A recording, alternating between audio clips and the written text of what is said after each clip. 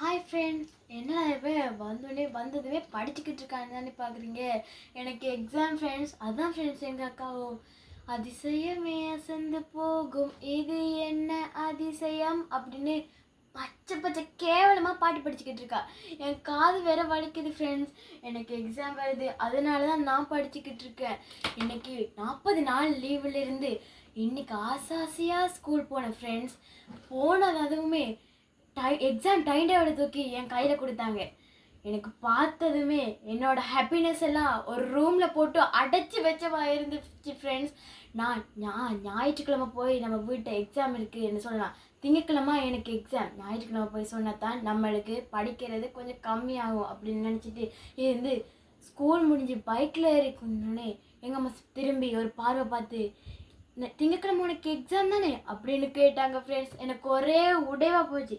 மிச்சம் இருந்த கொஞ்சம் ஹாப்பினஸையும் எங்கள் அம்மா அதையும் ரூமில் போட்டு அடிச்சிட்டாங்க ஃப்ரெண்ட்ஸ்.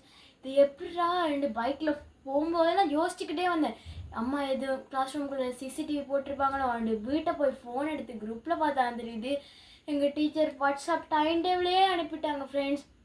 அந்த நொடியிலேருந்து எங்கள் அம்மா படி படி படி படி அப்படின்னு டார்ச்சர் பண்ணிக்கிட்டே இருக்காங்க ஃப்ரெண்ட்ஸ்.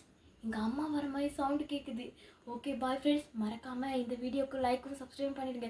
நம்ம அடுத்த வீடியோவில் வந்துக்கலாம். Love you all.